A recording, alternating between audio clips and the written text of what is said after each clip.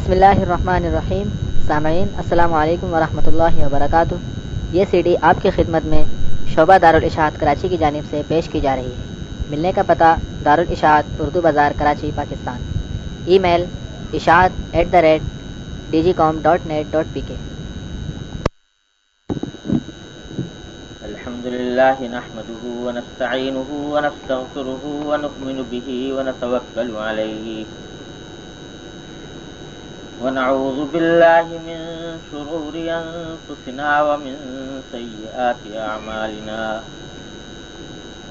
من يهده الله فلا مضل له ومن يضلله فلا هادي له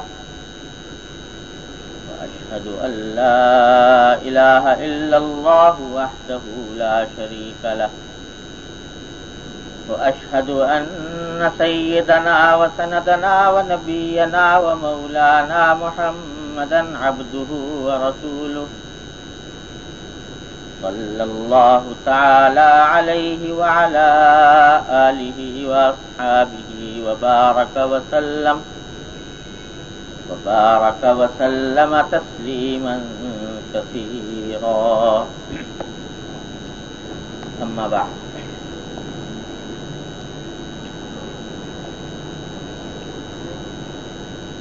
وعن عمرو بن الأحوص الجشمي رضي الله تعالى عنه أنه سمع النبي صلى الله عليه وسلم في حجة الوداع يقول بعد أن حمد الله تعالى وأثنى عليه وذكر وبعض ثم قال ألا واستوصوا بالنساء خيرا فإنما هن عوان عندكم ليس تملكون منهن شيئا غير ذلك إلا أن يأتين بفاحشة مبينة فإن فعلن فاهجروهن في المضاجع واضربوهن ضربا غير مبرح فإن أطعنكم فلا تبغوا عليهن سبيلا ألا إن لكم على نسائكم حقا ولنسائكم عليكم حقا فحقكم عليهن ألا يطئن فروشكم من تكرهون ولا يأذن في بيوتكم لمن تكرهون ألا وحقهن عليكم أن تحسنوا إليهن في كسوتهن وطعامهن. یہ حدیث ہے جس کا کچھ بیان 2 ہفتے پہلے شروع کیا تھا، اور اس حدیث کا پہلا آدھا حصہ اس بیان میں اس کا ترجمہ اور تشریح عرض کر دی گئی تھی، دوسرا حصہ باقی تھا. اور اس حدیث میں حضور نبی کریم سرور دو عالم صلی اللہ علیہ وسلم کے آخری خطبے کا ایک اقتباس بیان کیا گیا ہے. حضرت صلی اللہ علیہ وسلم نے جو آخری حج کے موقع پر حجۃ الوداع میں خطبہ دیا، وہ ہر پڑھا لکھا مسلمان جانتا ہے کہ وہ ایسا خطبہ تھا جس میں نبی کریم صلی اللہ علیہ وسلم نے صراحتاً یہ فرما دیا کہ شاید میں اس سال کے بعد تم کو یہاں نہ دیکھ سکوں. لہذا اس میں آپ نے چن چن کر وہ باتیں بیان فرمائیں جن میں امت کے پھسلنے کا یا گمراہ ہونے کا اندیشہ تھا، تاکہ قیامت تک امت کے لیے ایک دستور العمل اور ایک لائے عمل سامنے آ جائے، اور اس کی گمراہی کے جتنے راستے ہیں وہ اس خطبے کے اندر آپ نے بند کرنے کی کوشش کروائی.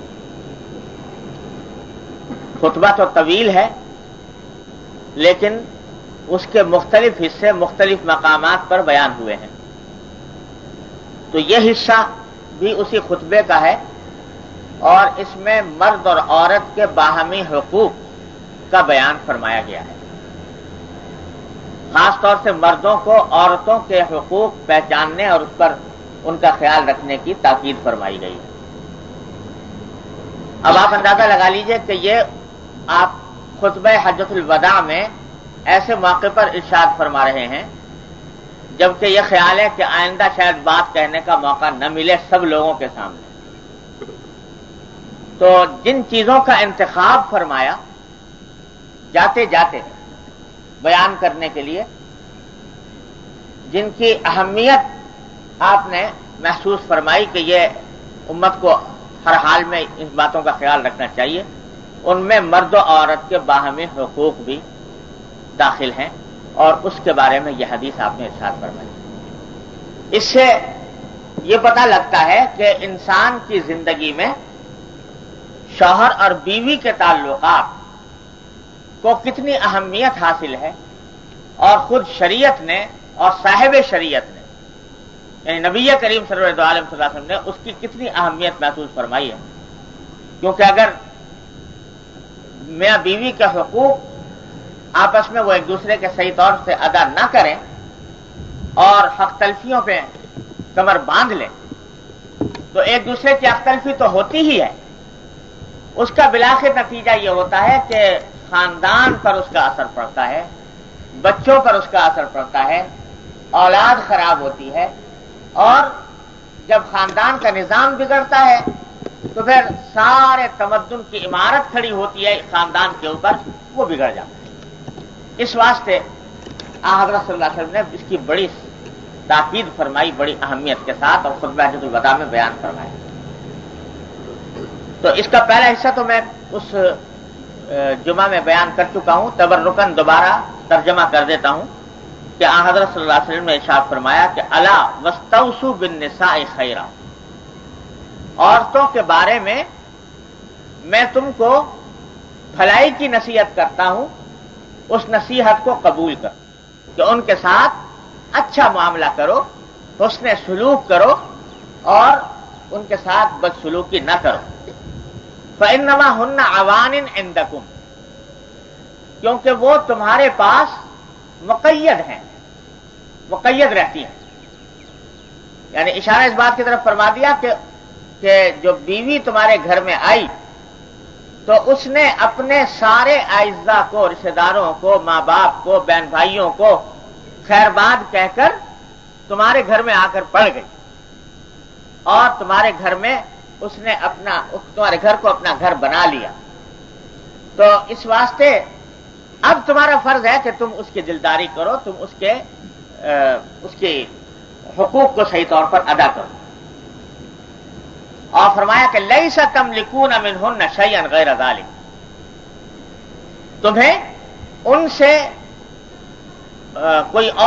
تمہارا کوئی اور اختیار ان پر نہیں ہے سوائے اس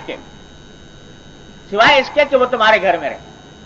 یعنی تمہارا جو حق ہے قانونی ان بیویوں کے اوپر وہ یہ ہے کہ وہ تمہارے گھر میں رہیں، تمہاری اجازت کے بغیر گھر سے باہر نہ جائیں، یہ تمہارا قانونی حق ان کے اوپر عائد ہے۔ اس سے زیادہ کوئی اور تمہارا قانونی اختیار ان کے اوپر نہیں ہے کہ وہ تمہارے گھر میں رہیں۔ اس کی تفصیل میں گزشتہ جمعہ سے پہلے والے جمعہ میں عرض کر چکا ہوں۔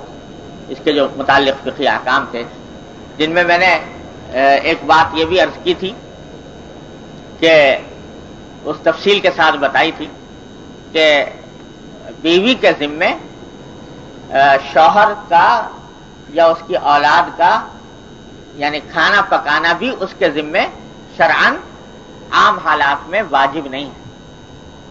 اس کی سعادت ہے، خوش نصیبی ہے کہ وہ یہ کام کرے، اس کو کے لیے باعث اجر ہے، باعث سعادت ہے، لیکن قانوناً واجب نہیں اس کے ذمے، الا یہ کہ خاص حالات ہو، جس کی تفصیل گزشتہ سے پیوستہ جمعہ میں عرض کر چکا ہوں۔ اسی کا ایک حصہ مختصراً یہ بھی سمجھ لیجئے جس میں بڑی کوتاہیاں اور افراد و تفریط ہوتی ہے، وہ یہ کہ جب یہ حال ہے کہ نبی کریم صلی اللہ علیہ وسلم یہ فرما رہے ہیں کہ اس کے سوا تمہیں اور کوئی قانونی اختیار نہیں ہے، تو جب شوہر کا کھانا پکانا، اولاد کا کھانا پکانا بھی واجب نہیں اس کے ذمے، تو شوہر کے جو ماں باپ ہیں یا شوہر کی جو بہن بھائی ہیں ان کا کھانا پکانا اور ان کی خدمت کرنا تو بطریقہ اولا واجب نہیں۔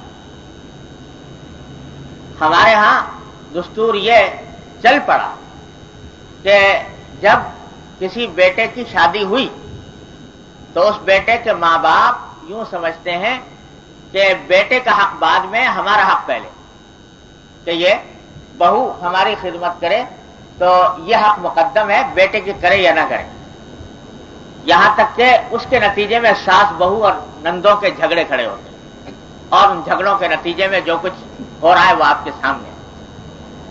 خوب سمجھ لیجئے کہ لڑکے کے ذمے واجب ہے کہ وہ اپنے والدین کی خدمت کرے۔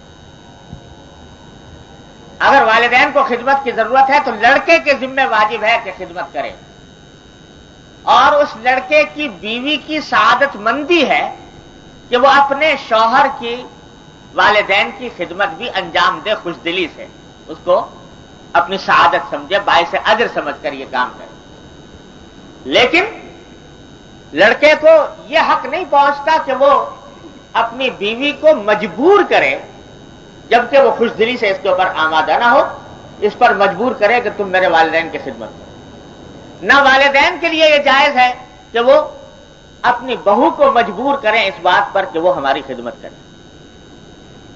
اور یہ حقوق کو ان حقوق کو نہ سمجھنے کا نتیجہ یہ ہے کہ گھروں کے گھر برباد ہو رہے ہیں۔ ساس بہوؤں کی لڑائیاں اور بھاوا جان نندوں کی لڑائیوں نے گھر کے گھر اجاڑ دیے، وہ اس وجہ سے کہ حقوق کا معیار، ان کی حدود جو نبی کریم صلی اللہ علیہ وسلم نے بیان فرمائی وہ ذہن میں ہے۔ تو خوب سمجھ لیجیے، واجب نہیں ہے، ہاں سعادت مندی ہے، ایک بہو کی سعادت مندی ہے کہ وہ اپنے شوہر کے والدین کی خدمت انجام دے، خوش دلی سے انجام دے۔ جتنا انجام دے گی انشاءاللہ اس کے اجر میں بہت اضافہ ہوگا، اجر و ثواب ہوگا، اور اس کو ایسا کرنا چاہیے تاکہ گھر کی فضا خوشگوار رہے۔ لیکن ساتھ ہی دوسری جانب یہ سمجھنا چاہیے ساس کو بھی اور سسر کو بھی اور شوہر کو بھی کہ اگر یہ کام کر رہی ہے تو یہ اس کا حسن سلوک ہے، حسن اخلاق ہے، اس کے ذمہ کوئی فریضہ عائد نہیں ہوتا، اس کے ذمہ کوئی واجب نہیں ہے کہ یہ کام کرے، اور اگر وہ کرے تو اس کا اپنے ذہن میں اس کی قدر محسوس کرے، اس کا بدلہ دینے کی کوشش کرے کہ ہم بھی اس کو حسن سلوک سے بدلہ اس کا دیں۔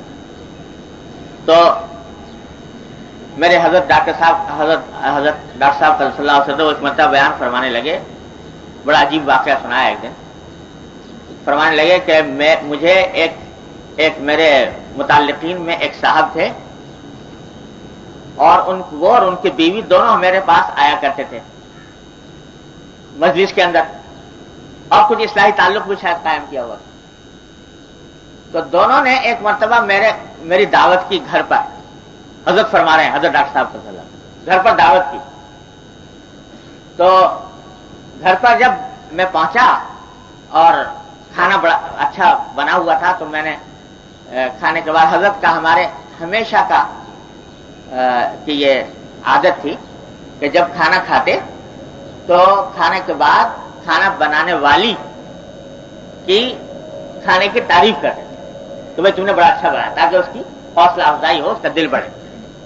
تو جب کھانا کھا کر فارغ ہوئے تو وہ خاتون جو تھیں وہ پردے کے پیچھے آئیں اور سلام کرنے کے لیے حضرت کی خدمت میں۔ تو حضرت نے سلام کا جواب دیا اور فرمایا کہ بھائی تم نے آج کھانا بڑا اچھا بنایا، بہت لذیذ کھانا بنایا، بڑا مزہ آیا کھانا کھانے میں۔ تو جب یہ جملہ فرماتے ہیں میں نے کہا تو پردے کے پیچھے سے مجھے آواز آئی کہ وہ خاتون سسکیاں لینے لگی، رونے لگی، رونے کی آواز آئی۔ تو میں حیران ہوا کہ پتہ نہیں یہ کیا بات ہوئی، میری کسی بات سے ان کو تکلیف پہنچی، ان کا دل ٹوٹا، کیا ہوا؟ تو میں نے پوچھا بھائی کیا بات ہے؟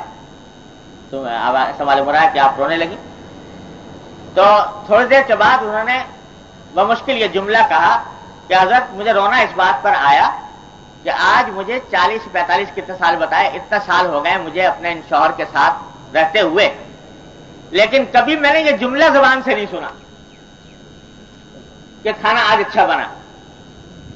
تو آپ کے منہ سے جب یہ جملہ سنا تو مجھے رونا آ گیا اس بات کے اوپر۔ تو حضرت سنایا کرتے تھے بکثرت یہ واقعہ اور فرماتے تھے کہ بھائی یہ بڑی زیادتی کی بات ہے کہ یہ وہ شخص نہیں کر سکتا یہ کام جس کے دل میں یہ احساس ہو کہ یہ جو کام کر رہی ہے، یہ جو خدمت انجام دے رہی ہے، یہ اس کا حسن سلوک ہے، اس کا حسن معاملہ ہے جو میرے ساتھ کر رہی ہے.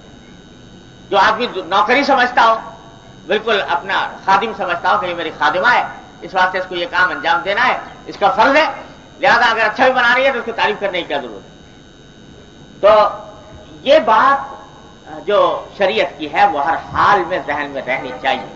اور خاص طور سے یہ سسر اور ساس کے اور نندوں کے تعلقات میں یہ مسائل پیدا ہوتے ہیں، ہمارے معاشرے میں خاص طور پر بہت پیدا ہوتے ہیں. اور یہ مسئلہ پیدا ہوتا ہے والدین ضعیف ہیں، بیمار ہیں، ان کی خدمت کی ضرورت ہے. اب گھر میں بیٹا ہے اور بہو ہے تو کیا کریں؟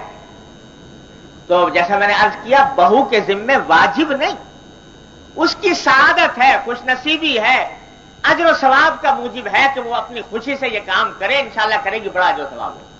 لیکن بیٹے کو یہ سمجھنا چاہیے کہ میرا کام میرا ہے، کہ میں اپنے والدین کی خدمت کروں، اس کے ذمہ واجب ہے. وہ خود کرے، کوئی نوکر رکھے، خادمہ رکھے، وہ اس کے ذمہ واجب ہے کہ اپنے والدین کی خدمت انجام دے، ان کی تیمارداری کرے، ان کے ضروریات کو پورا کرے. لیکن اگر بیوی کر رہی ہے تو اس کو اس کا حسن سلوک سمجھنا چاہیے، اس کا احسان سمجھنا چاہیے. یہ ہے اس پورے ارشاد کا پس منظر کہ لیس تملکون منہن شیئا غیر ذلک، وہ تمہارے گھر میں ہے اور تمہیں ان سے اس کے سوا کسی اور کوئی اور قانونی حق تمہارا حاصل نہیں ہے. وہ یہ ہے کہ تم ان سے ایسا کام لو جیسے کہ نوکروں سے لیا جاتا ہے، یہ ایک شوہر کا کام نہیں. تفصیل اس کی انشاءاللہ اگلے باب میں آ رہی ہے تو وہاں پر عرض کروں گا انشاءاللہ. اگلا جملہ ارشاد فرمایا کہ الا ان یاتین بفاحشۃ مبینہ، کھلی بے حیائی کا اگر ارتکاب کریں گھر میں عورتیں تو اس صورت میں بتلایا راستہ کہ فاہجروہن فی المضاجع، ان کو بستر چھوڑ دو، واضربوہن ضربا غیر مبرح، ہلکی ایسی مار جو کہ تکلیف دہ نہ ہو، اس کی بھی بدرجہ مجبوری اجازت ہے. تفصیل اس کے پچھلے جمعہ میں عرض کر ہی چکا ہوں. اور اگلا جملہ جو ہے جو آج جس کی تشریح کرنی ہے وہ فرمایا کہ الا ان لکم علی نسائکم حقا ولنسائکم علیکم حقا. یاد رکھو تمہاری بیویوں پر کچھ حق ہے اور تمہاری بیویوں کا تم پر کچھ حق ہے، یعنی دونوں کے ذمے ایک دوسرے کے کچھ حقوق ہیں اور دونوں کی نگہداشت، دونوں کی پاسداری فریقین کے اوپر لازم. وہ کیا حقوق ہیں؟ یہاں اس حدیث کے اندر دو جملوں میں ارشاد فرمائے گئے ہیں. تفصیل تو لمبی ہے جو اگلی حدیثوں کے اندر انشاءاللہ آ جائے گی، لیکن پہلا حق بیان فرمایا فحقکم علیہن، اے مردو تمہارا حق ان خواتین پر، بیوی پر یہ ہے کہ اللہ یوطئن فروشکم من تکرہون، کہ وہ تمہارے بستروں کو ایسے لوگوں کو استعمال نہ کرنے دیں جنہیں تم ناپسند کرتے ہو. تمہارے بستروں کو استعمال کرنے کے لیے ایسے شخص کو اجازت نہ دیں جنہیں تم ناپسند کرتے ہو. اور ولا یأذن فی بیوتکم لمن تکرہون، تمہارے گھروں میں ایسے لوگوں کو آنے نہ دیں، اجازت نہ دیں آنے کی جن کو تم ناپسند، جن کا آنا تم ناپسند کرتے ہو. دو جملے ارشاد فرمائے، ایک یہ کہ گھروں میں ایسے شخص کو آنے نہ دیں جن کو شوہر ناپسند کرتا. بیوی کے ذمہ یہ فرض ہے کہ وہ گھر کے اندر کسی ایسے شخص کو آنے نہ دے جس کا آنے کو شوہر ناپسند کرتا ہو. یہاں تک کہ میں نے عرض کر دیا تھا پچھلے بیان میں کہ اگر شوہر ناپسند کرتا ہو تو اس صورت میں اپنے عزیزوں کو آنے کی اجازت دینا بھی جائز نہیں. گھر میں اپنے عزیزوں کو آنے کی اجازت دینا بھی جائز نہیں. یہاں تک کہ والدین کے بارے میں بھی یہ کہا گیا ہے کہ ہفتے میں ایک بار وہ آ کر صورت دیکھ جائیں، اس کی تو ہے، یہ تو ہے ضروری لازمی، اس کو تو شوہر منع نہیں کرتا، لیکن اس سے زائد رہنا اور ٹھہرنا یہ اگر شوہر پسند نہیں کرتا تو شرعاً بیوی کے لیے جائز نہیں ہے کہ ان کو اجازت،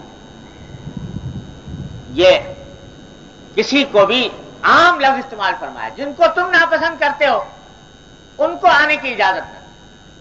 دوسرا جملہ یہ ارشاد فرمایا کہ تمہارے بستروں کو استعمال کرنے کی اجازت نہ دے ایسے لوگوں کو جنہیں تم ناپسند کرتے ہو، یعنی اس میں سبھی باتیں داخل ہو گئیں، بستر پر بیٹھنا، بستر پر لیٹنا، بستر پر سونا، اور یہ سارے کام اس کے اندر داخل ہو۔ بستر پر بیٹھنے کی بھی اجازت نہ دیں ایسے لوگوں کو کہ جنہیں تم ناپسند کرتے ہو۔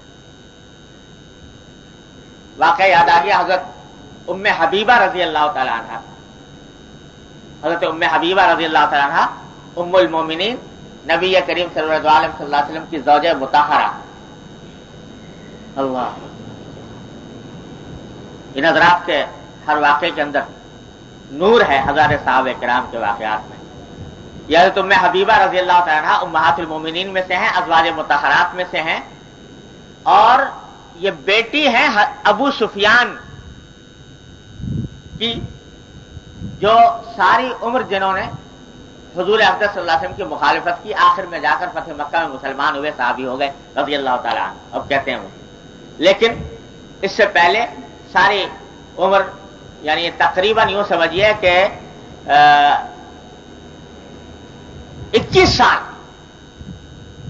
تقریباً 21 سال حضور اقدس صلی اللہ علیہ وسلم کی مخالفت میں گزارے، جنگیں لڑی حضور اقدس صلی اللہ علیہ وسلم کے خلاف، مکہ مکرمہ کے سرداروں میں سے تھے، اور یہ خدا کی قدرت، اللہ تبارک و تعالیٰ کی قدرت کاملہ کا کرشمہ تھا کہ اتنا بڑا سردار کافروں کا، ان کی بیٹی اور داماد یعنی حضرت ام حبیبہ اور ان کے جو شوہر تھے، یہ دونوں مسلمان ہو گئے گھر میں۔ باپ لگا ہوا ہے اسلام کے ساتھ، مسلمانوں کے ساتھ عداوت میں، اور بیٹی اور داماد دونوں مسلمان ہو گئے۔ تو ابو سفیان جیسے سردار کے گھر میں بیٹی اور داماد مسلمان ہو جائیں، ابو سفیان کے کلیجے پر چھری چلتی تھی، تو اس واسطے ان کے لیے قابل برداشت نہیں تھا، وہ ان کو تکلیفیں پہنچانے کے در پہ رہتے تھے، بیٹی اور داماد کو۔ تو اس واسطے بہت سے صحابہ کرام نے کافروں کے ظلم و ستم سے تنگ آ کر ہجرت کی، اس زمانے میں حبشہ کی طرف۔ تو ان حبشہ کی طرف ہجرت کرنے والوں میں یہ حضرت ام حبیبہ بھی تھی، اور ان کے شوہر جو مسلمان ہو گئے تھے وہ بھی تھے، دونوں ہجرت کر کے حبشہ چلے گئے، وہاں جا کر رہنے لگے۔ لیکن عجیب و غریب اللہ تبارک و تعالیٰ کی مشیت کے عجیب عجیب انداز ہیں۔ جب حضرت ام حبیبہ اپنے شوہر کے ساتھ وہاں پہنچی حبشہ میں، کچھ دن گزرے تھے کہ کچھ دن گزرنے کے بعد ایک دن خواب میں دیکھا کہ میرے شوہر جو ہیں ان کی صورت بدل گئی ہے۔ شوہر کو دیکھا کہ ان صورت بالکل مست ہو گئی۔ جب یہ بیدار ہوئی تو بڑا ان کو تشویش ہوئی اور اندیشہ ہوا کہ کہیں ایسا تو نہیں ہے کہ یہ میرے شوہر کہیں ان کے دین اور ایمان پر میں کو خلل آ جائے۔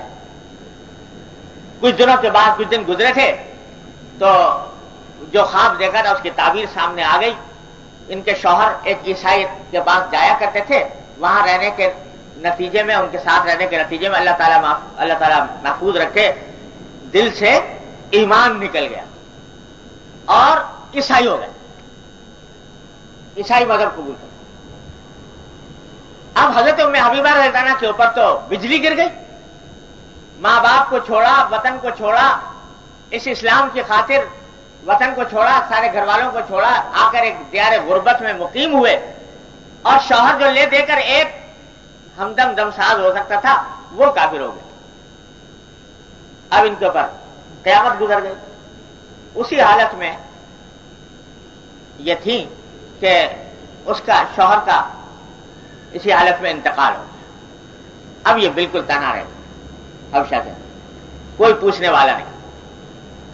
تو خود واقعہ سناتی ہیں حضرت ام حبیبہ رضی اللہ تعالیٰ عنہا کہ ایک دن میں اسی بےکسی کے عالم میں، بے بسی کے عالم میں بیٹھی ہوئی تھی گھر میں، تو دروازے پر دستک ہوئی، دیکھا تو ایک کنیز کھڑی ہوئی ہے باہر. پوچھا بھائی کہاں سے آئی؟ تو کنیز نے کہا کہ مجھے حبشہ کے بادشاہ نجاشی نے بھیجا ہے. حبشہ کے بادشاہ جس کو نجاشی کہتے تھے، وہی نجاشی ہے جو حضور اقدس صلی اللہ علیہ وسلم کے اوپر ایمان لے آئے تھے، مسلمان ہو گئے، انہوں نے بھیجا. بھائی کیسے بھیجا ہے؟ کہ نجاشی نے مجھے اس لیے بھیجا ہے کہ آپ کو حضرت محمد رسول اللہ صلی اللہ علیہ وسلم نے نکاح کا پیغام دیا ہے اس دیار غربت. حضرت صلی اللہ علیہ وسلم نے نکاح کا پیغام بھیجا ہے نجاشی کی معرفت. حضرت ام حبیبہ کہتی ہیں کہ جس وقت مجھے یہ کلمات میرے کان میں پڑے تو مجھے اس قدر حیرت اور مسرت ہوئی کہ میرے پاس جو کچھ اس وقت تھا وہ اٹھا کر میں نے کنیز کو دے دیا کہ یہ تیرا انعام ہے، تو ایسی خبر میرے واسطے لے کر آئی. تو ہوا یہ تھا کہ حضور اقدس صلی اللہ علیہ وسلم نے نجاشی کو پیغام بھیجا تھا کہ اس طرح حضرت ام حبیبہ تنہا ہیں اور ان کو میری طرف سے پیغام دے دو. چنانچہ پیغام دیا گیا اور نجاشی کی معرفت، جبکہ حبشہ ہی میں تھی حضرت ام حبیبہ، نجاشی ہی کی معرفت حضرت صلی اللہ علیہ وسلم کا نکاح، آپ مدینہ منورہ میں، ام حبیبہ حبشہ میں، اس حالت میں دونوں کا نکاح. اور حضرت صلی اللہ علیہ وسلم نے پھر کچھ عرصے کے بعد ان کو بلوانے کا انتظام فرمایا. لمبا قصہ ہے. بلوایا حضرت ام حبیبہ. تو حضرت ام حبیبہ کہتی ہیں کہ میں اپنی زندگی میں کوئی خبر، میرے لیے اتنی مسرت کی خبر نہیں تھی جتنی یہ حضرت صلی اللہ علیہ وسلم کے پیغام سے مجھے مسرت ہوئی. اللہ. اور یہ جو واقعہ یہ ہے کہ حضرت صلی اللہ علیہ وسلم نے جو متعدد نکاح فرمائے، جو ناحق شناس لوگ ہیں پتہ نہیں کیا کیا باتیں کرتے ہیں، لیکن ہر نکاح کے پیچھے بڑی عظیم الشان حکمتیں. یہ ام حبیبہ رضی اللہ تعالیٰ عنہ کشم پرسی کے عالم میں زندگی گزار رہی تھی حبشہ کے اندر، کوئی پوچھنے والا نہیں تھا.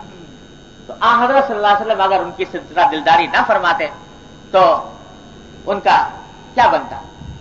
آپ نے اس طریقے سے ان سے نکاح فرما کر ان کو مدینہ طیبہ بلایا. اور یہ بھی کرشمہ ہے اور در حقیقت معجزہ ہے نبی کریم سرور عالم صلی اللہ علیہ وسلم کا کہ جس وقت نکاح ہو گیا حضرت ام حبیبہ کا حضرت صلی اللہ علیہ وسلم سے، تو یہ اطلاع پہنچی ابو سفیان کو. ابو سفیان اس وقت تک حضرت صلی اللہ علیہ وسلم کے دشمن اور کافر تھے. اطلاع پہنچی کہ میری بیٹی کا نکاح حضرت صلی اللہ علیہ وسلم سے ہو گیا. تو بے ساختہ جو کلمہ زبان پر آیا ابو سفیان کے، وہ یہ تھا کہ بھائی یہ خبر تو خوشی کی خبر ہے، اس واسطے کہ محمد ان لوگوں میں سے نہیں ہے صلی اللہ علیہ وسلم جن کے پیغام کو رد کیا.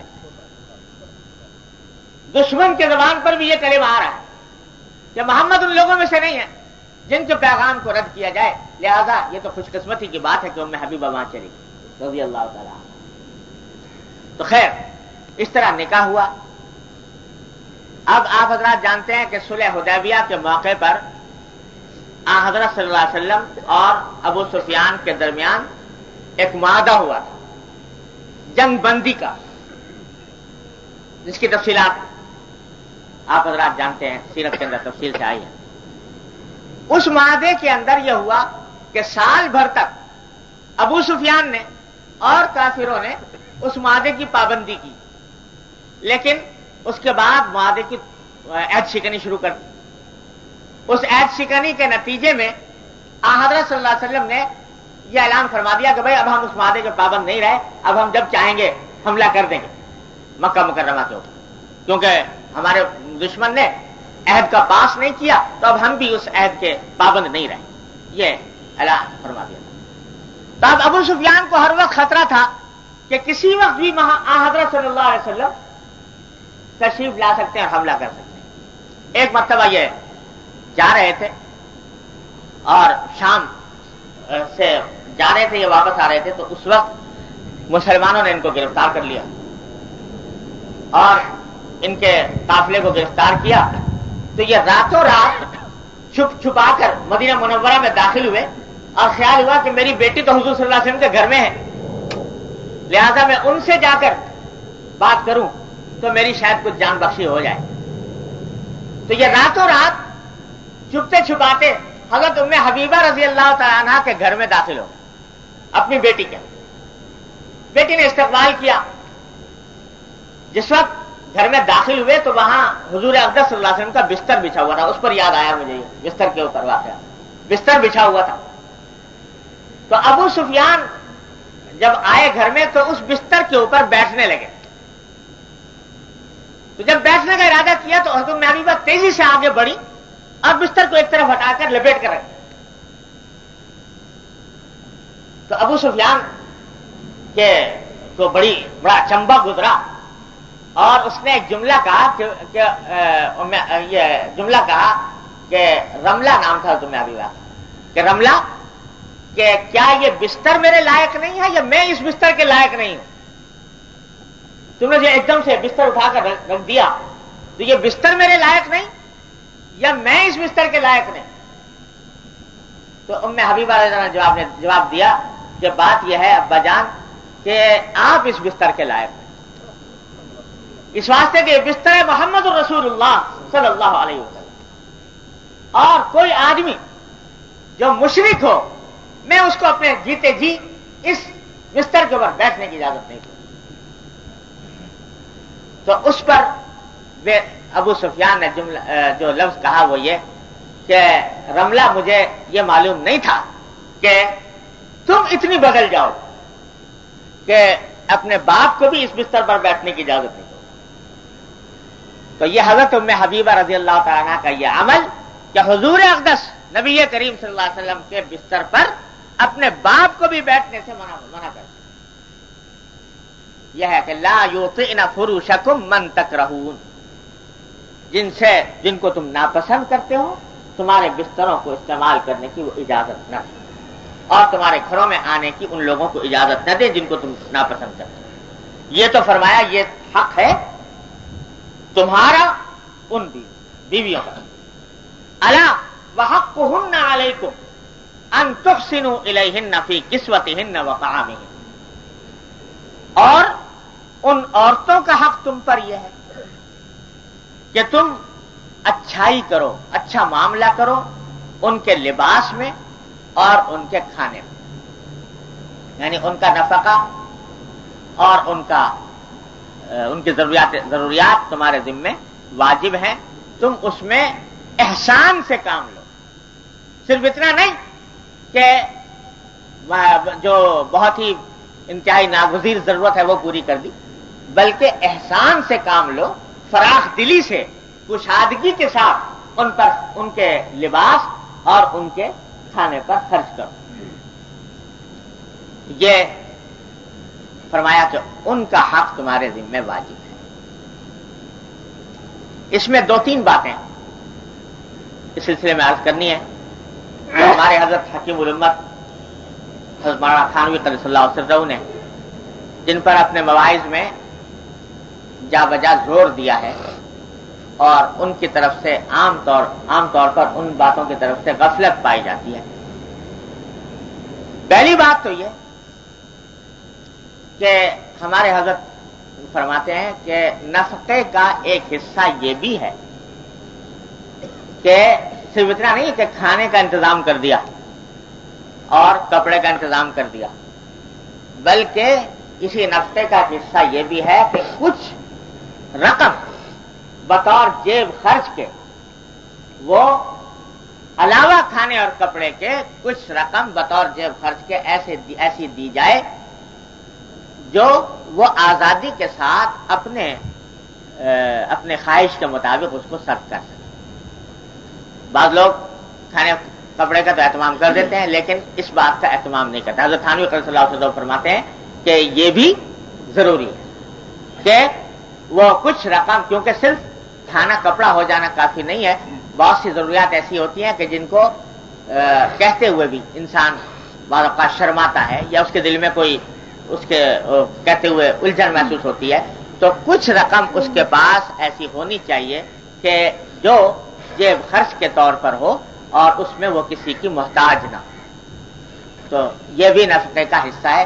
हज़रत थानवी सल्लल्लाहु अलैहि वसल्लम ने मुतादिद मवाइज़ में इस पर जोर दिया है कि लोग जो ऐसा नहीं करते वो अच्छा नहीं करते। दूसरी बात यह कि यह फरमाया गया कि खाने और कपड़े में अच्छा सुलूक करो, यानी सिर्फ ये नहीं है कि कूत ला यमूत, इतना खाना दे दिया कि जिससे मौत ना आए, ये नहीं, बल्कि एहसान के माना यह है कि अपने मेयार के मुताबिक, अपने मेयार आमदनी के मुताबिक इंसान फराखी के साथ और कुशादगी के साथ वो अपने घर का खर्चा उसको दे।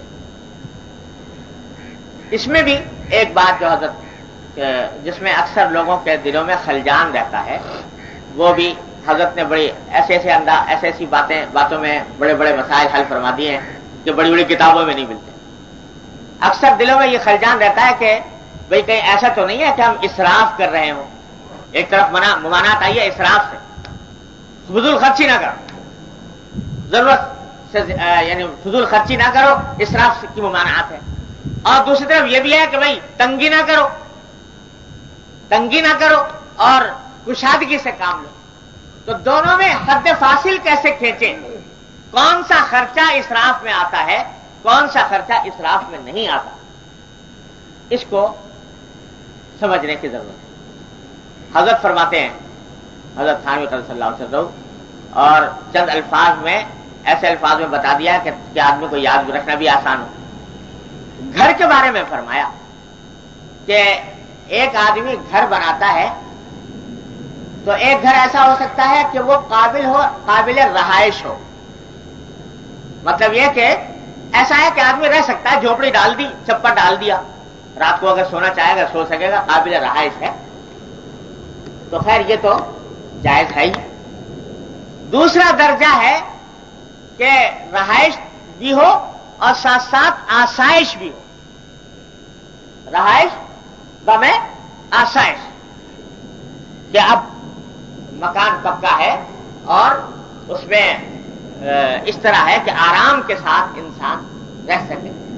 तो यह आसाइश के लिए अगर कोई काम किया जाए घर में तो यह भी कोई मना नहीं, ये इसराफ में दाखिल नहीं। एक शख्स है वो ऐसे घर में रहता है कि जो झोपड़ा है उसके अंदर उसको कोई तकलीफ नहीं होती, लेकिन दूसरा शख्स है उसको उसमें रहने में तकलीफ मालूम होती है। पक्का मकान उसको चाहिए, पक्के मकान के अंदर उसको पंखा चाहिए, बिजली चाहिए। एक आदमी है वो बगैर बिजली के भी गुजारा कर सकता है, लेकिन अगर कोई शख्स बिजली इसलिए लगाता है, पंखा इसलिए लगाता है कि उसको आराम हासिल हो, तो ये इसराफ में दाखिल नहीं।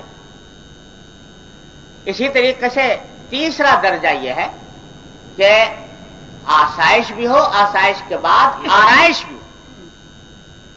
यानी एक शख्स मकान है, उसका पक्का बना हुआ है, छत भी है मुकम्मल, प्लास्टर भी लगा हुआ है, सब कुछ है, बिजली है, पंखा है, सब कुछ है, लेकिन यह कि उस पर रंग रोगन नहीं। तो राहत तो इस तरह भी हो सकती है, लेकिन रंग रोगन के साथ के बगैर आराइश नहीं होती। तो आराइश के लिए अगर कोई काम किया जाए वो भी जायज शरीयत। तो रहाइश जायज, आसाइश जायज और आराइश जायज। आराइश का माना है कि अपने दिल को खुश करने के लिए अगर इंसान कोई ऐसा काम कर ले कि जो देखने में अच्छा मालूम हो, कि भाई मैं जब दाखिल हूं घर में तो मुझे अच्छा लगे, मुझे खुश मंजर मालूम हो, तो ये इसमें भी कोई मजाक नहीं, ये भी जायज। तो रहाइश जायज, आसाइश जायज, आराइश जायज। इससे अगला एक चौथा मर्तबा है और वह है नुमाइश,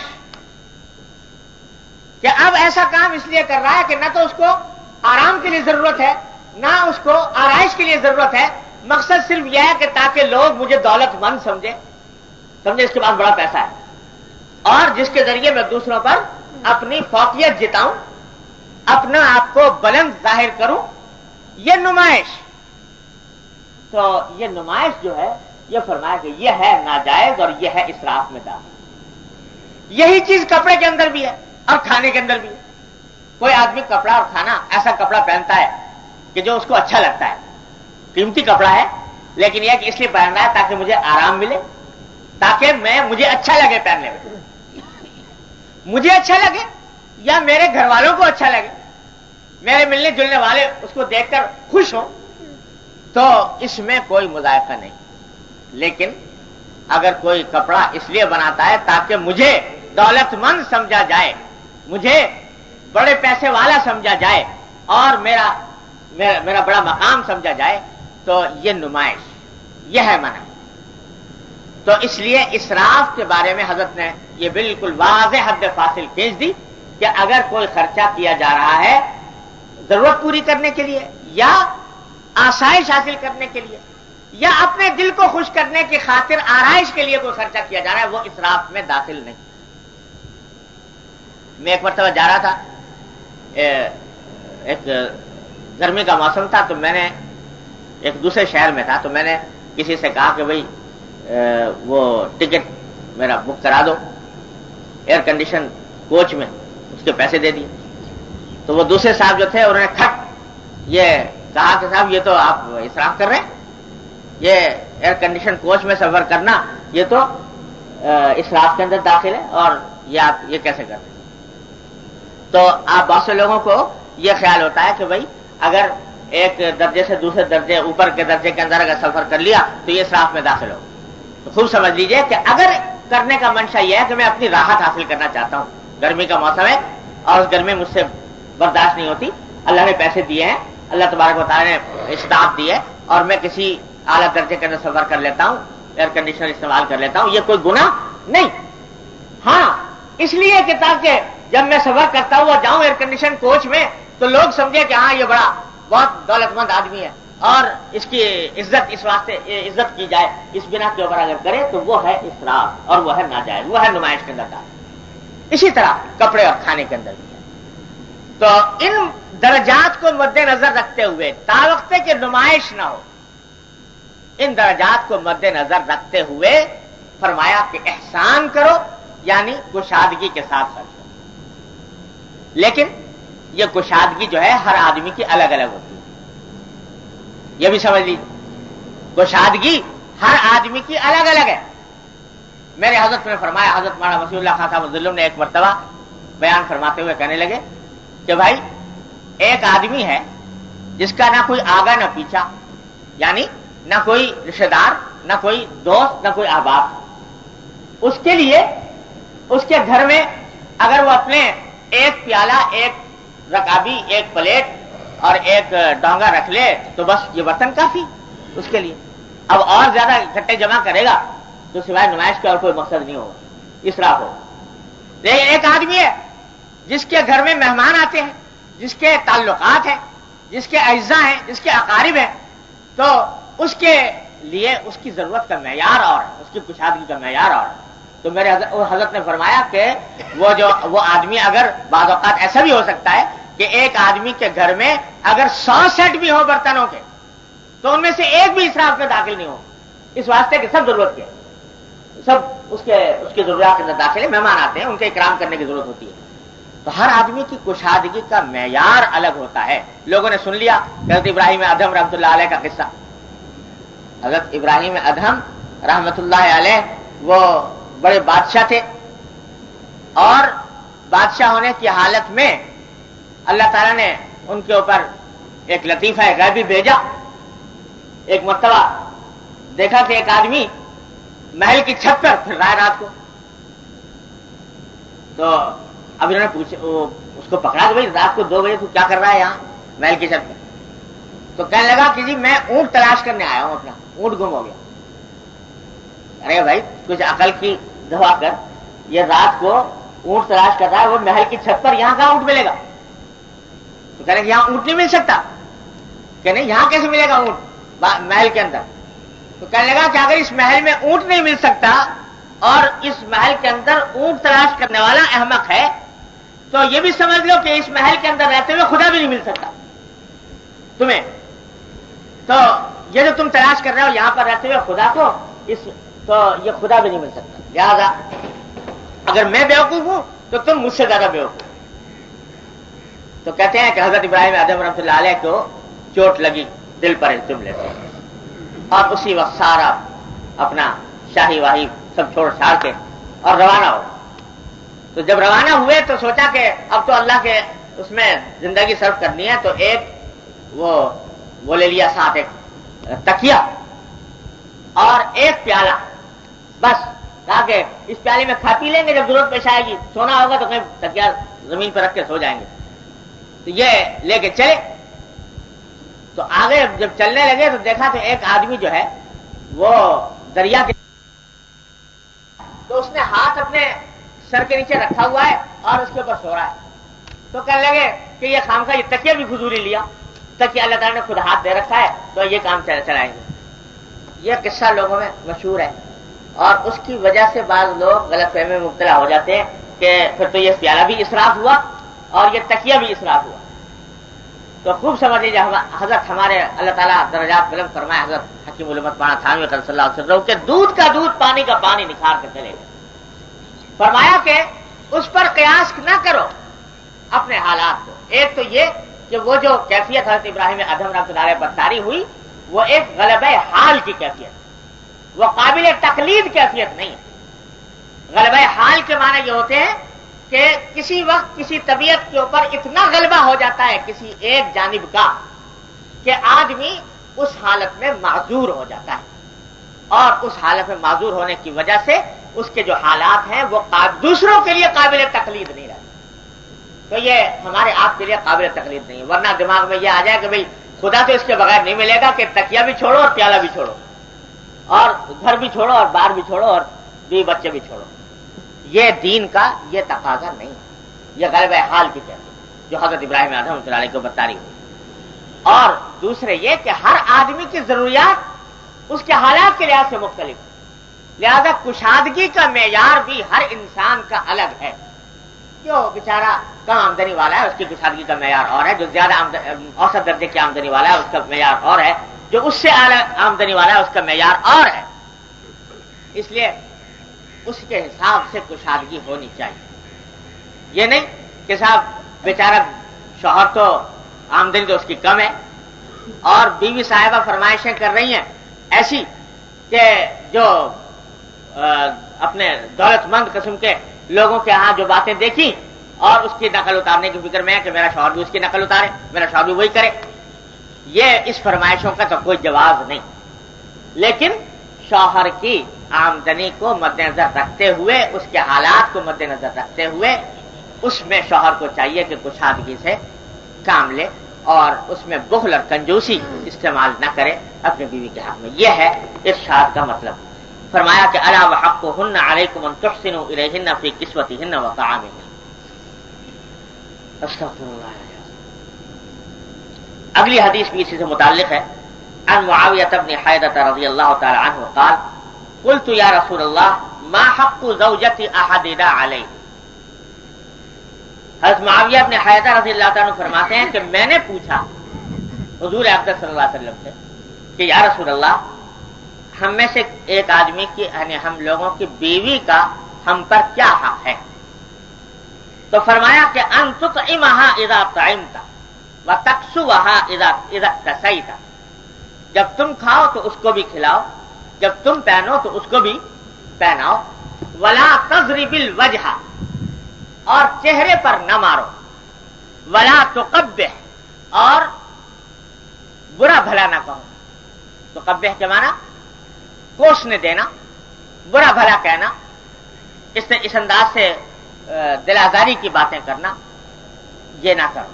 ولا تہجر الا فی البیت, اور اس کو چھوڑو نہیں مگر گھر میں. یعنی یہ جو پیچھے کہا گیا کہ اگر کبھی کوئی بے حیائی کی بات دیکھو, جس بے حیائی کے اندر ساری باتیں داخل ہیں, بے پردگی بھی داخل ہے اس میں, اس قسم کی باتیں دیکھو تو پہلے سمجھاؤ, سمجھانے سے بھی اگر باز نہ آئے تو اس کا بستر چھوڑ دو, یعنی الگ بستر پر سونا شروع کر. تو اس بستر چھوڑنے کی تفسیر فرمائی حضور اقدس صلی اللہ علیہ وسلم نے یہ کہ جب تم اس کو چھوڑو تو یہ نہیں کہ گھر سے نکل کے باہر چلے جاؤ, بلکہ گھر ہی کے اندر رہو, گھر ہی میں, لیکن کمرہ بدل دو, بستر بدل دو. یہ ایک احتجاج کے طور پر یا ایک تعدیب کے طور پر ایک نفسیاتی مار کے طور پر وہ اسی گھر کے اندر اس کو چھوڑ دو اور اس سے ہجران اختیار الگ سے نہ کرو. اللہ. دوسری بات یہ کہ بعض علماء نے اس کے معنی یہ بھی بیان فرمائے ہیں کہ ایسے موقع پر اگرچہ بستر تو الگ کر دو لیکن بات چیت کرنا بالکل لیا ترک نہ کرو. بعض علماء نے اس حدیث کی تشریح یوں کی کہ بات چیت کرنا بالکل لیا ترک نہ کرو. ایسی یعنی ہجران اس قسم کا نہ ہو کہ سلام کا جواب بھی نہیں دیا جا رہا, سلام بھی نہیں کیا جا رہا, سلام کا جواب بھی نہیں دیا جا رہا, کوئی بات کرنا چاہتے ہیں تو بات کا جواب بھی نہیں دیتے. یہ ایسا خاموش رہنا یا اس طرح بالکل چھوڑ دینا یہ جائز نہیں ہے. بعض حضرات علماء نے اس حدیث کی یوں تشریح فرمائی. تو خلاصہ آپ نے یہ بتلا دیا کہ ایک تو نان و نفقے کا حق ہے اس کو ادا کرنا ہے, دوسرے یہ کہ ہاتھ سے یا زبان سے تکلیف نہ پہنچاؤ, اور ہجران یعنی چھوڑنا اگر ہو تو وہ صرف گھر کے اندر ہو اور اس سے باہر. یہاں تک کہا ہے اس حدیث کے تحت فقہاء کرام نے کہ مرد کے لیے 4 مہینے سے زائد گھر سے باہر رہنا بغیر بیوی کی اجازت کے اور خوش دلی کے جائز نہیں. 4 ماہ سے زیادہ. حضرت فاروق اعظم رضی اللہ تعالیٰ عنہ نے اپنی تمام قلمرو میں یہ حکم جاری فرما دیا تھا کہ جو فوجی اپنے گھر سے باہر رہتے ہیں, جو مجاہدین, وہ مجاہدین 4 مہینے سے زیادہ گھر سے باہر نہ رہیں. 4 مہینے کے اندر ضرور ایک مرتبہ گھر پر واپس آئیں. اور اسی وجہ سے حضرات فقہاء کرام نے فرمایا کہ اگر کسی کو لمبا سفر درپیش ہو 4 مہینے سے زیادہ, 4 مہینے کے اندر تو جا سکتا ہے بغیر اجازت کے بھی, لیکن 4 مہینے سے زیادہ جانے میں اجازت ضروری ہے, چاہے وہ سفر کتنا ہی بابرکت کیوں نہ ہو. حج کا سفر ہے, حج کا سفر اگر 4 مہینے سے کم میں حج کے اندر آ سکتا ہے تو پھر اجازت کی ضرورت نہیں, لیکن اگر زیادہ رہنا ہے نفلی طور پر تو پھر اجازت لینے کی ضرورت ہے. تبلیغ کا سفر, دعوت کا سفر, جہاد کا سفر, یا اور جب ان میں یہ ضروری ہے کہ 4 مہینے سے زیادہ بغیر اجازت کے نہیں رہ سکتے, تو پھر یہ جو ملازمت کرنے کے لیے جاتے ہیں پیسہ کمانے کی خاطر, تو اس میں تو بطریق اولا یہ ضروری ہے کہ اجازت کے ساتھ جائیں, اس کے بغیر نہیں. جنا جائیں گے تو یہ بیوی کی حق تلفی ہوگی, ناجائز ہوگا, گناہ ہوگا. یہ سب ہجران کے اندر داخل ہے.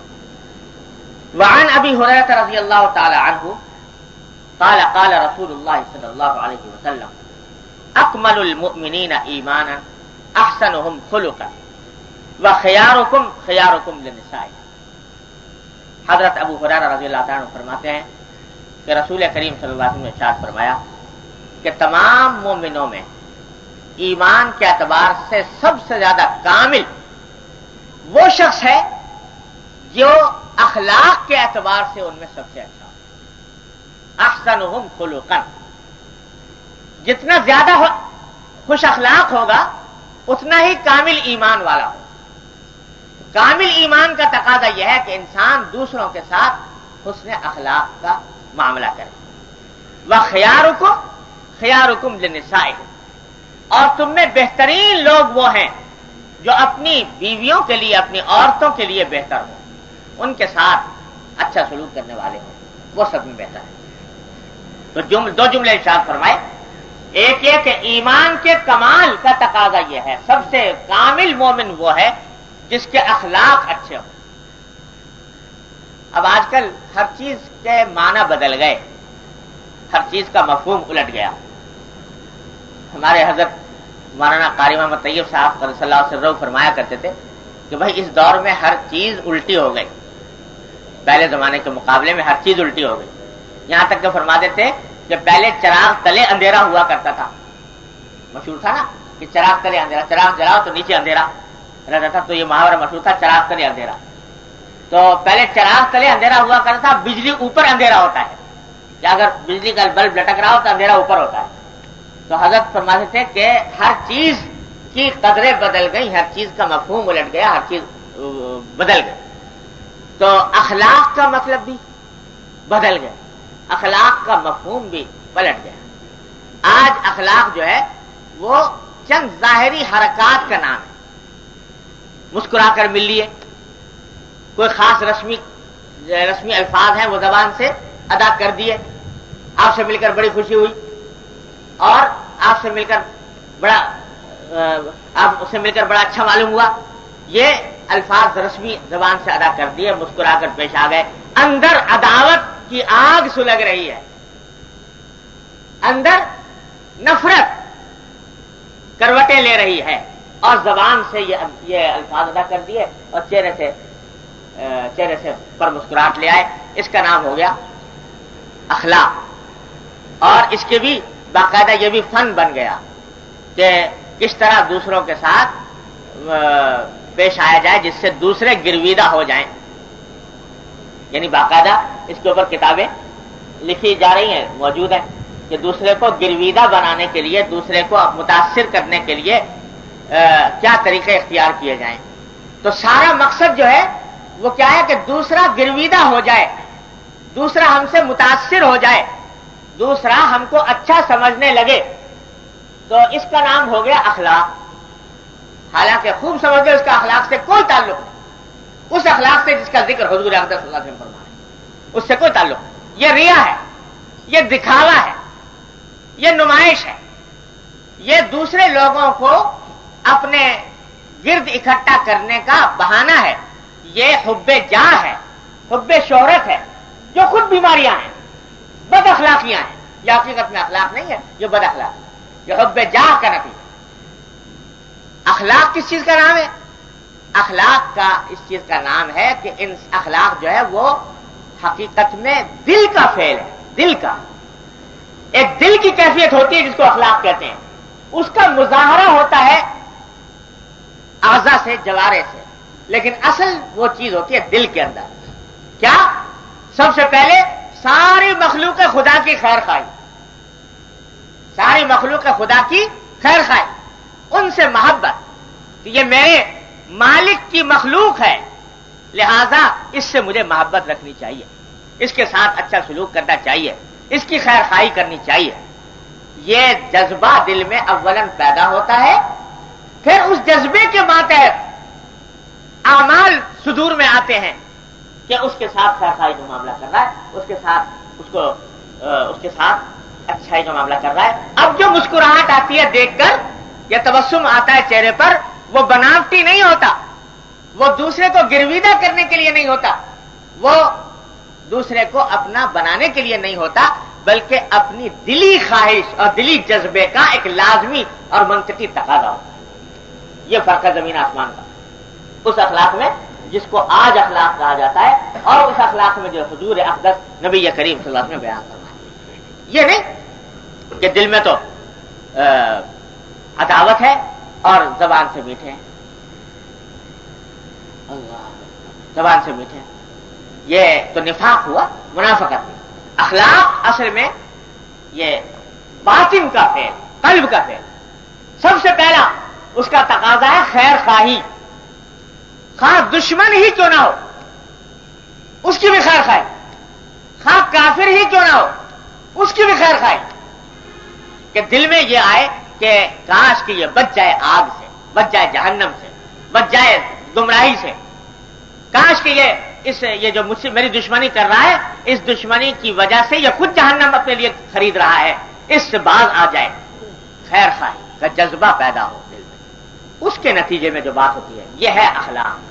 اسی لیے اس اخلاق کو حاصل کرنے کے لیے محض کتاب پڑھ لینا کافی نہیں ہوتا ہے، محض واز سن لینا بھی کافی نہیں ہوتا ہے.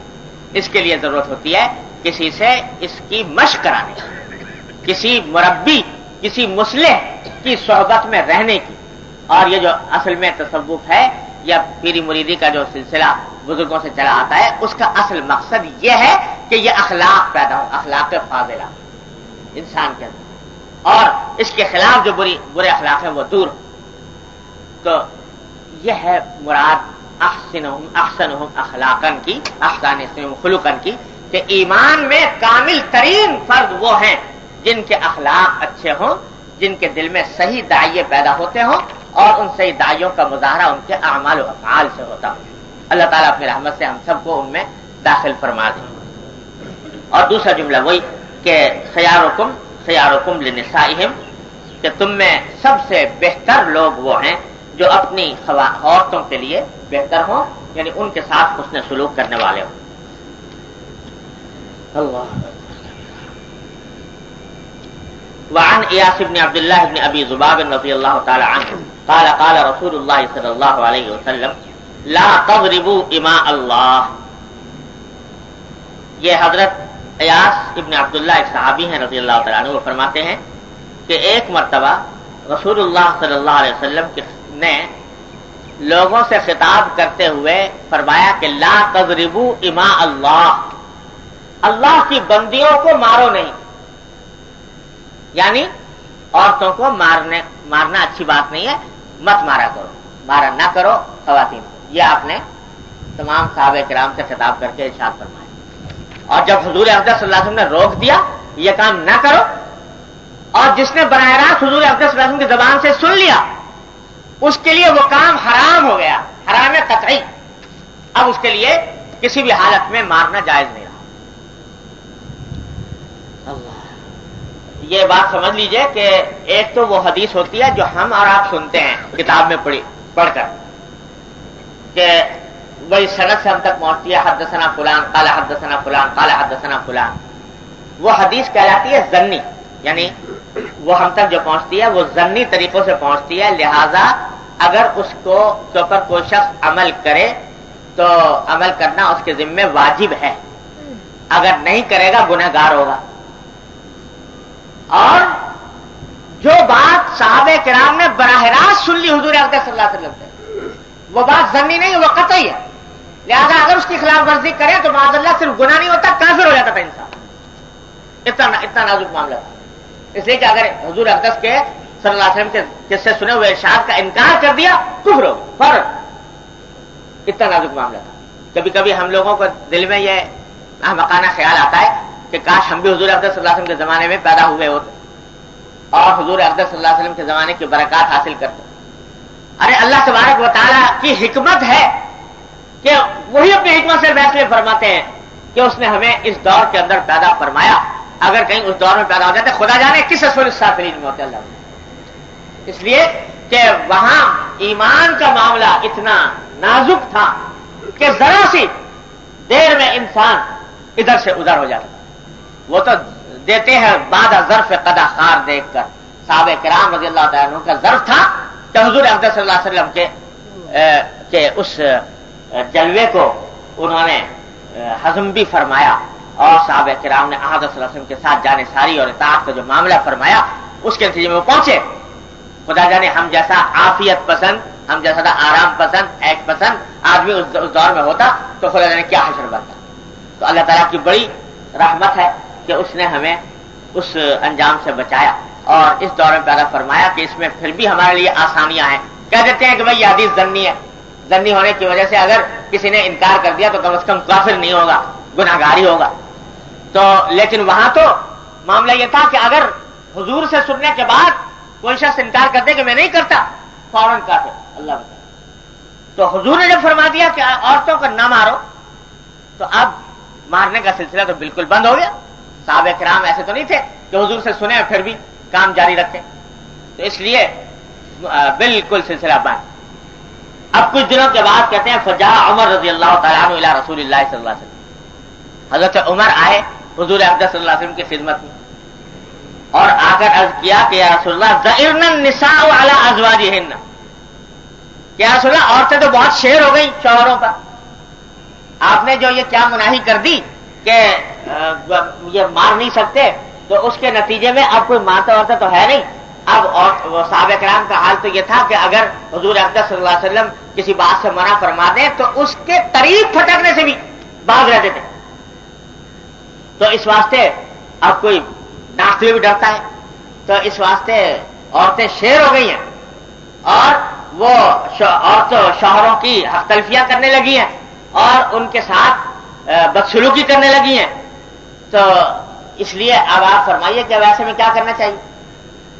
فرخص فی ضربہن، تو حضرت صلی اللہ علیہ وسلم نے اجازت دے دی کہ کہ بھائی جب کبھی عورتیں ایسا کام کریں جو ان کے حق تلفی کا اور کوئی اور راستہ نہ ہو تو تمہیں مارنے کی بھی اجازت ہے. حضرت میں اجازت دی, اس واسطے قرآن میں بھی اجازت دی ہوئی ہے, آپ نے بھی دے دی. اب کیا ہوا کہ کچھ دن گزرے تھے کہ فاطاف بآل رسول اللہ صلی اللہ علیہ وسلم نساء کثیر یشکون ازواجہن. اب کچھ دن کے بعد خواتین بہت سی آنی شروع ہو گئی حضور اقدس صلی اللہ علیہ وسلم کی خدمت میں, اور آ کر انہوں نے عرض کیا کہ یا رسول اللہ ہمارے شوہروں نے ہمارے ساتھ یہ معاملہ کیا کہ ہمیں اس طرح مارا, آپ نے اجازت دے دی, اس کے نتیجے میں لوگوں نے اس سے ناجائز فائدہ اٹھایا, غلط فائدہ اٹھایا اور ہمیں اس طرح مارا. فقال رسول اللہ صلی اللہ علیہ وسلم, تو آپ نے کھڑے ہو کر فرمایا خطبے میں کہ وَلَقَدْ أَطَافَ بِآلِ بَيْتِ مُحَمَّدٍ نِسَاءٌ كَثِيرٌ يَشْكُونَ أَزْوَاجَهُنَّ لَيْسَ أُولَٰئِكَ بِخِيَارِكُمْ. کہ بھائی اپنا نام لے کر فرمایا حضرت صلی اللہ علیہ وسلم نے کہ محمد صلی اللہ علیہ وسلم کے گھر میں چکر لگاتی رہتی ہیں بہت سی خواتین, اور وہ اپنے شوہروں کی شکایت کرتی ہیں کہ وہ شوہر ان کے ساتھ بدسلوکی کرتے ہیں, بری طرح ان کو مارتے ہیں. تو خوب سن لو, لیس اولئک بخیارکم, جو لوگ یہ کام کر رہے ہیں وہ اچھے لوگ نہیں ہیں تم میں, جو لوگ یہ مار پیٹ کر رہے ہیں وہ اچھے لوگ نہیں ہیں تم میں. اور ایک اچھے مومن کا, مسلمان کا یہ کام نہیں ہے کہ وہ مار پیٹ کرے, اگرچہ بعض مخصوص حالات میں اجازت ہو, لیکن ایک مومن کا, اچھے مومن کا کام نہیں. اس سارے مجموعے سے حضرت صلی اللہ علیہ وسلم نے جو بات واضح فرمائی وہ یہ کہ اگرچہ ناگزیر حالات میں جبکہ کوئی اور چارہ نہ رہے, شریعت کی طرف سے ایسی مار کی اجازت ہے جس سے نشان نہ پڑے اور بہت زیادہ تکلیف نہ ہو, لیکن اس کے باوجود محمد الرسول اللہ صلی اللہ علیہ وسلم کی سنت یہ ہے اور آپ کے اصل خواہش یہ ہے کہ کوئی مرد کسی عورت پر کبھی ہاتھ نہ اٹھائے. چنانچہ حضرات امہات المومنین فرماتی ہیں رضی اللہ تعالی عنہن کہ حضرت صلی اللہ علیہ وسلم ساری عمر کبھی کسی عورت پر ہاتھ نہیں اٹھایا, لہذا سنت کا تقاضا ہے. اس پورے مجموعے سے حضرت صلی اللہ علیہ وسلم نے یہ بات صحابہ کرام پر واضح فرما دی کہ بہت ہی ناگزیر حالت ہو جائے جس کے سوا کوئی چارہ نہ رہے تو بات دوسری ہے, ورنہ کسی مومن مرد کے لیے یہ مناسب نہیں ہے کہ وہ ہاتھ اٹھائے. آخری حدیث ہے اس باب کی, وعن عبداللہ بن عمرو بن العاص رضی اللہ تعالی عنہما ان رسول اللہ صلی اللہ علیہ وسلم قال الدنیا متاع وخیر متاعها المرأة الصالحة. عجیب حدیث ہے, فرمایا الدنیا متاع, یہ دنیا ساری کی ساری یہ لطف اندوزی کی چیز ہے, یعنی ایسی چیز ہے جس سے انسان نفع اٹھاتا ہے, فائدہ اٹھاتا ہے, لطف اٹھاتا ہے. ساری دنیا اللہ تعالیٰ نے انسان کے لیے پیدا کی ہے, انسان کے لطف اٹھانے کے لیے. خلق لکم والذی خلق لکم ما فی الارض جمیعا, اللہ وہ ذات ہے جس نے تمہارے فائدے کے لیے پیدا کیا جو کچھ زمین میں ہے, اس کو وہ سب تمہارے فائدے کے لیے, تمہارے نفع اٹھانے کے لیے, تمہارے لطف اٹھانے کے لیے, تمہاری ضرورت پوری کرنے کے لیے. تو ساری دنیا متاع ہے, یعنی فائدہ اٹھانے کی چیز ہے, لطف اٹھانے کی چیز ہے. اور وخیر متاعها البرأة الصالحة, اور دنیا کی بہترین متاع یعنی دنیا کی بہترین ایسی چیز جس سے انسان نفع اٹھائے وہ نیک عورت ہے, نیک صالح عورت ہے, یعنی صالح بیوی. وہ دنیا کی تمام نعمتوں میں اور نفع اٹھانے کی چیزوں میں سب سے بہترین نفع اٹھانے کی چیز وہ نیک عورت ہے. تو حضرت صلی اللہ علیہ وسلم نے اس حدیث میں یہ بھی بیان فرما دیا کہ دنیا کی ساری نعمتوں میں سب سے بڑی نعمت یہ المرأۃ الصالحہ ہے. چنانچہ حضرت صلی اللہ علیہ وسلم نے ایک جملے میں ارشاد فرمایا کہ حبب الی من دنیاکم ثلاث, مجھے تمہاری دنیا میں سے 3 چیزیں بہت محبوب ہیں. تمہاری دنیا میں کیا جملہ ارشاد فرمایا, تمہاری دنیا میں مجھے 3 چیزیں, تمہاری دنیا میں اس لیے فرمایا کہ دوسری جگہ فرما چکے تھے کہ مالی ولد دنیا, میرا دنیا سے کیا تعلق, انما انا کراکب استظل تحت شجرۃ ثم ترکھا, کہ میں تو ایک ایسے سوار کی طرح ہوں جو کسی درخت کے سائے میں ذرا سی دیر ٹھہرتا ہے اور پھر چلا جاتا ہے. تو دنیا سے میرا کیا کام؟ مالی ولی دنیا یہ فرما چکے تھے. لیکن فرمایا کہ تمہاری دنیا میں سے 3 چیزیں مجھے بہت زیادہ محبوب ہیں، پسند ہیں. کیا 3 چیزیں فرمائی کہ الطیب المرأۃ والطیب والماء البارد. ایک عورت، ایک خوشبو اور ایک ٹھنڈا پانی. یہ 3 چیزیں مجھے تمہاری دنیا میں سب سے زیادہ پسند کہ یہ دنیا کی ساری نعمتوں میں سب سے اول درجے کی نعمتیں یہ 3 ہیں. حضور اقدس صلی اللہ علیہ وسلم نے فرمایا. تو یہ 3 چیزیں چنانچہ حدیث میں ہے کہ حضرت صلی اللہ علیہ وسلم کے لیے کبھی ثابت نہیں ہے ساری زندگی میں کہ کسی خاص کھانے کا آپ اہتمام فرماتے ہو، کسی خاص چیز کا اہتمام فرماتے ہو، کبھی فلاں چیز پکا لو، اہتمام کر کے جو آ گیا کھا لیا، اہتمام. لیکن ٹھنڈے پانی کا اہتمام، ٹھنڈے پانی کا یہ اہتمام تھا کہ پانی پینے کے لیے حضور اقدس صلی اللہ علیہ وسلم کے لیے پانی آتا تھا بیر غرس. بیر غرس آج بھی مدینہ طیبہ میں اس کے کھنڈر موجود ہیں اس کنویں کے. وہ تقریباً شاید 2-2.5 میل ہوگا مسجد نبوی. تو اتنی دور سے پانی حضرت صلی اللہ علیہ وسلم کا آتا تھا کیونکہ ٹھنڈا ہوتا تھا، میٹھا ہوتا تھا پانی.